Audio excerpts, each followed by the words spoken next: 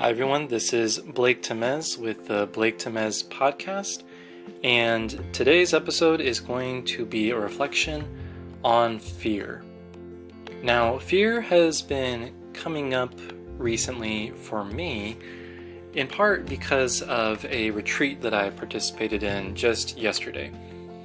Now, the retreat that I was on featured a speaker who was teaching us about Ignatian spirituality, this school of spiritual exercises and thought that was developed by Saint Ignatius of Loyola and his followers and has continued to be developed up until the present day.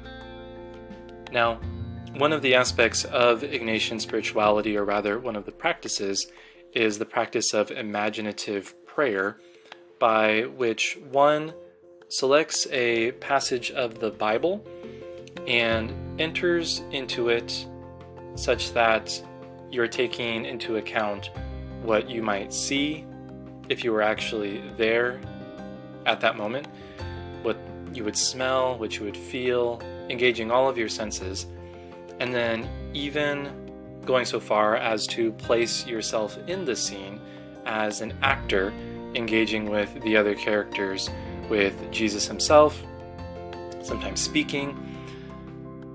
It's a form of prayer that engages the mind, engages the senses, and can be really, really effective.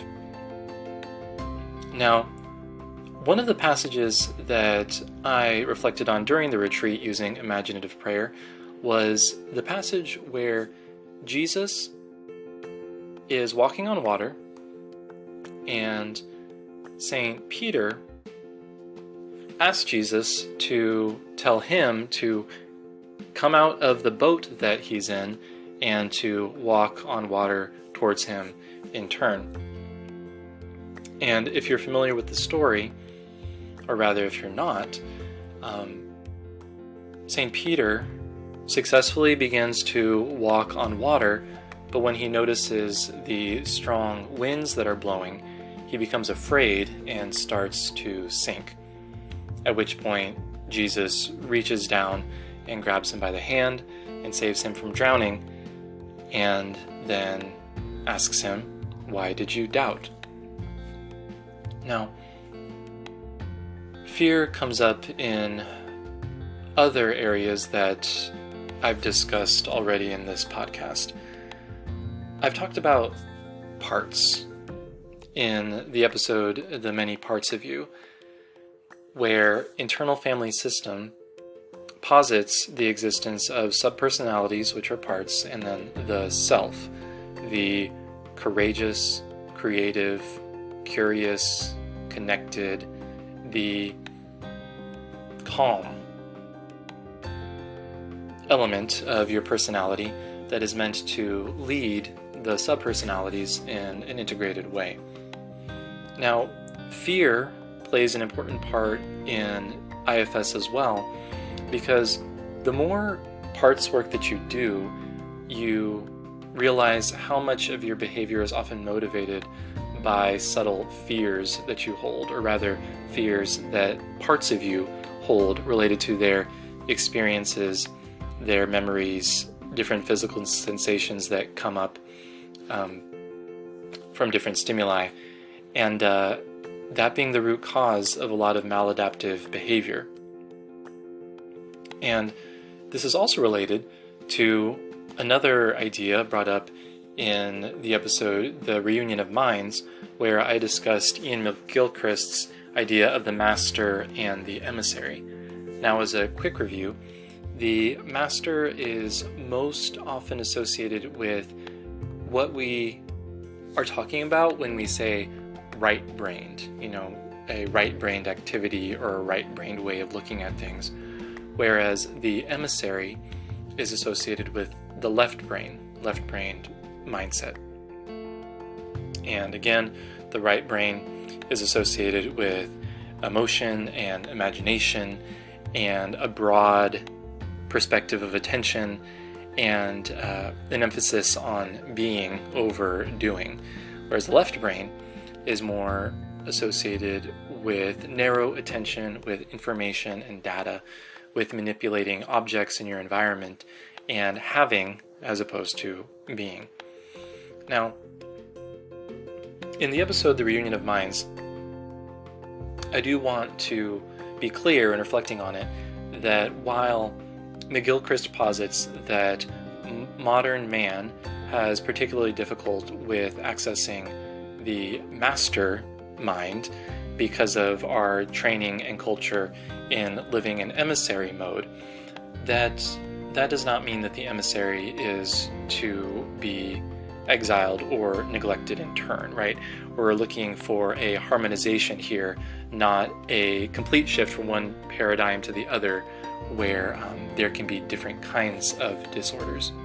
So that said, it does seem to me that between the master and the emissary is the one that is perhaps more prone to being motivated by fear and anxiety, right?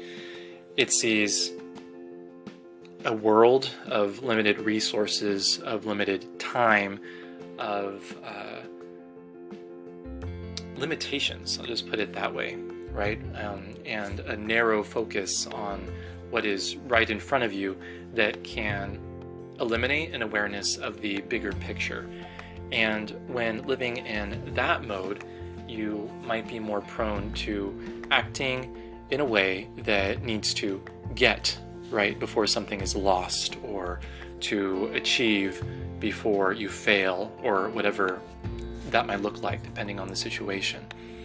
And that mode of being, the anxious emissary, as I've heard Paul VanderKlay put it, is related again to the activity of our parts in IFS when they're acting out of a narrow agenda based off of what they think is best in that situation, but the parts losing the big picture that the self oftentimes has better access to. So fear plays a prominent role in our lives, whether we are aware of it or not at any given moment. This brings to mind a memorable quote from the Dune series, particularly from the Litany Against Fear of the Bene Gesserit, that fear is the mind killer. That fear is the mind killer. That when we are in a state of fear, our perception narrows, and our behavior is not as integrated or adapted as it could be. Now, let me circle this back around to spirituality, particularly when it comes to the use of our imagination, such as in Ignatian spirituality and imaginative prayer. How do we pray? How do we communicate with God when we are afraid? When we're aware that something is narrowing our focus, that there's anxiety? A big part of that depends on our image of God. Who do we imagine God to be? What is He there to do for us? What has He done for us in the past? What does He think of us? How does He regard us in our fear? The more that we ponder those questions, the closer we get to seeing how our experience of fear might interact with our experience of God. Again, this idea of a God image. In a future episode, most likely the next episode, I'll reflect more on this idea of God images and what it means for personal spirituality and our development. But for now, I'll end it. I encourage you to sit with the idea of fear. Think about where it's most prominent in your life when you feel most afraid, and perhaps looking back into the past and think of moments when you felt the most afraid. And yeah, I'll leave it there. There's more for us to work with, but at a later time. So, as always, thank you for your time and attention, and God bless.